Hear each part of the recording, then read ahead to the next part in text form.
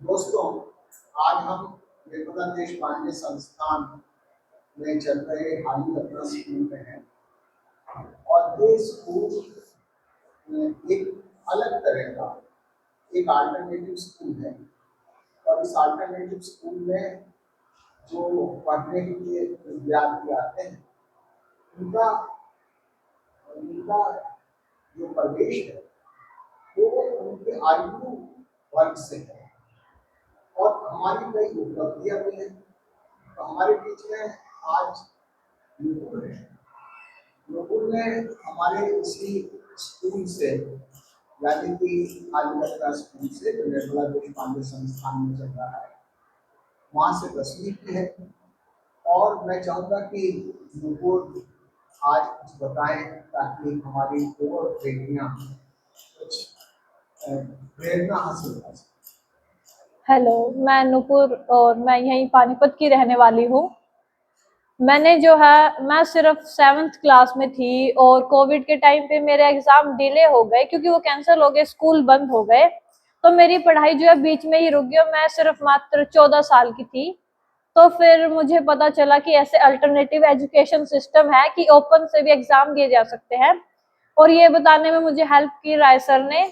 इन्होंने मुझे मतलब प्रमोट किया, प्रेरणा दी कि तुम 10th करो, कर लोगी तुम। तो मैंने रिस्क लेते हुए 10th के फॉर्म भी भरे, एग्जाम देने तक भी मतलब यही रहा कि पता नहीं होगी या नहीं। तो एम्बेरसमेंट भी थी कि कहीं ना हुआ तो क्या होगा, कि मैंने 7 से सीधा 10th कर ली। और वो हुआ यूं कि मतलब 10th मेरी क्लियर हुई फर्स्ट डिवीजन से। और मुझे 10th के एजुकेशन सिस्टम में मतलब पढ़ने में ओपन से था, तो कोई स्कूल तो होता नहीं है। तो स्कूल के लिए मुझे प्रिया मैम है, इन्होंने बहुत हेल्प की इंग्लिश सीखने में, ग्रामर में, हर एक चीज में कि कैसे हम एक्स्ट्राऑर्डिनरी इंग्लिश सीख सकते हैं, स्पीकिंग, राइटिंग, लिसनिंग। और ये हमारे साथ पूजा मैम हैं जिन्होंने मुझे साइंस, साइकोलॉजी, ऑलमोस्ट मतलब ओवरऑल हर एक सब्जेक्ट सिखाए थे कि ऐसे ऐसे पढ़ना है, 10th में ऐसे एग्जाम होते हैं। मतलब इन टीचर के अलावा और मतलब जो और टीचर थे वो भी पढ़ाते थे, लेकिन ये सबसे ज्यादा हेल्प करते थे ऑनलाइन क्लासेस भी लेना अगर स्कूल बंद हो गया है तो ऐसे इन्होंने मुझे बहुत हेल्प की। और जो राय सर है, इन्होंने मुझे इतनी हेल्प की कि जैसे सोसाइटी में, समाज में क्या चल रहा है, और जो है मतलब कि सोसाइटी के क्या एथिक्स, मोरल्स क्या है, वो सब इन्होंने सिखाई कि कैसे होता है, कैसे विचार रखने चाहिए, हम किस विचारधारा के बनने चाहिए। जो है इन्होंने सही मार्गदर्शन दिया कि 10वीं करो, जो कि हुई। उसके बाद फिर मैंने 11वीं और 12वीं जो है कॉमर्स से की। कॉमर्स में करने के बाद भी मतलब फर्स्ट डिवीजन ही आई, सीबीएसई बोर्ड से की, अच्छे स्कूल से की, और इंग्लिश मीडियम में की, वो भी मैंने पास आउट की। उसके बाद जो है मुझे कई लोगों ने और मैंने कई लोगों से जाना कि अजीम प्रेमजी एक यूनिवर्सिटी है जहाँ पे मैंने एडमिशन लिया, बाकायदा एक एग्जाम दिया जो कि मेरी बेसिक क्वालिफिकेशन, मेरी नॉलेज के ऊपर था, जो मैंने क्लियर करा। उसके बाद मेरा इंटरव्यू हुआ जो कि 1.5 घंटे का था। मतलब उसमें वो जज करते हैं कि कैसा बच्चा है, उसकी जो मेंटालिटी कैसी है, यहाँ के एनवायरनमेंट में सूट होगा या नहीं, इंग्लिश बेसिक नॉलेज है या नहीं। तो वो सब कुछ भी है जो मैंने दिया। मतलब इतना कुछ होने के बावजूद भी मैं वहाँ पे एडमिशन लेती और मुझे ये डर था कि पैसे ना देने पड़े, क्योंकि उसकी फीस 20 लाख है, जो कि मैं तो अफोर्ड नहीं कर पाती। जब मैं स्कूल से पढ़ रही हूँ तो आई डोंट थिंक कि मैं अफोर्ड कर पाती। कि मेरे को हर कोई हेल्प करता था कि पढ़ने में, हर एक चीज में, बुक्स दिला रहा है कोई स्कूल में जब रही। तो फिर उसमें भी मेरे को ऐसे ही हेल्प मिली मेरी काबिलियत पे कि मैं इतना पढ़ती हूँ, दिमाग है, यूज कर सकती हूँ, मेंटालिटी अच्छी थी, एनवायरनमेंट अच्छा मिला, तो मेरा वहाँ एडमिशन हो गया। और मुझे जो है 4 साल की फ्री एजुकेशन मिल रही है। मैं बीए सोशल साइंस ऑनर्स कर रही हूँ, जो 4 साल का कोर्स है, 3 साल की एजुकेशन, 1 साल का इंटर्नशिप है, जिससे मुझे एक्सपीरियंस भी है कि ताकि मैं आगे जाके काम कर सकूँ। और मेरा एम ये है मोटिव का लाइफ का कि मैंने इतने अच्छे अच्छे लोगों से मिली, जैसे राय सर हो गए, पूजा मैम, और भी कई लोग थे यहाँ स्कूल्स में आते थे। तो उनसे मिलने के बाद मुझे ये था कि मुझे कुछ बड़ा करना है। इन्होंने जब मेरे ऊपर इतनी मेहनत की है कि मुझे पढ़ाया, मतलब इतनी अच्छी डायरेक्शन दी कि मैं ये सब कर सकूं, उसके बाद तो था मुझे यही था कि मुझे कुछ करना है जिंदगी में। जिंदगी ऐसी नहीं जीनी जैसे और लोग जी रहे हैं, मुझे ऐसा एक अच्छा काबिल इंसान बनना था कि 4 लोगों में पहचान हो। तो इसलिए मैंने अब यही सोचा कि मुझे आफ्टर ग्रेजुएशन अब्रॉड जाना है और मुझे मास्टर्स करने के बाद प्रोफेसर बनना है सोशल साइंस में ही।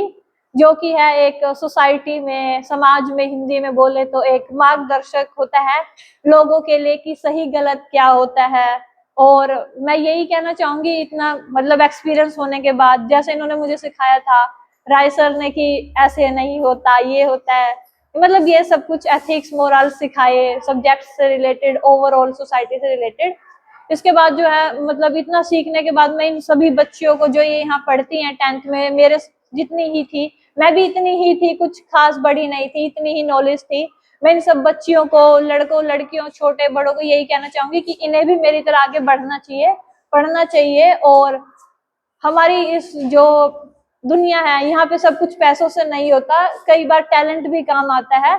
अगर हमारे अंदर नॉलेज हो, टैलेंट हो, कुछ करने की जो है मनोकामना हो, तो हम सब कुछ पूरा कर सकते हैं। और जब हम कुछ करना चाहते हैं तो हम नहीं, पूरी कायनात हमें आगे बढ़ाने में लग जाती है।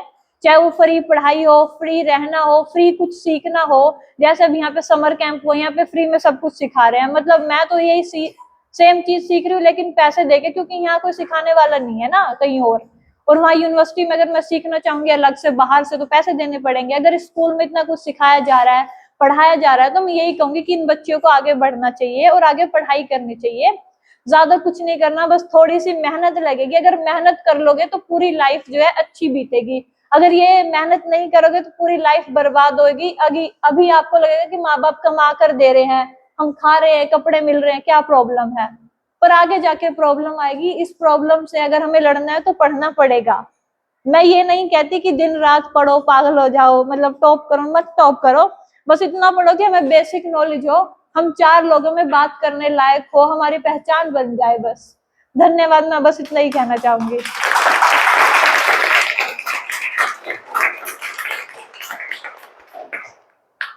नुपुर ने बहुत ही अच्छे ढंग से अपनी बात को समझाया है और हमारे स्कूल का जो स्कूल एंथम है वो है ही ये, पढ़ना लिखना सीखो और मेहनत करने वाला। मैं इस निर्मला देश पांडे संस्थान की ओर से, आगे अपना स्कूल की ओर से स्कूल को बहुत शुभकामनाएं देता हूँ, आशीर्वाद देता हूँ और ये कामना करता हूँ कि आपने जो सपने संजोए हैं उन सपनों को पूरा करें और हर तरह से जीवन की प्रगति पर जाए।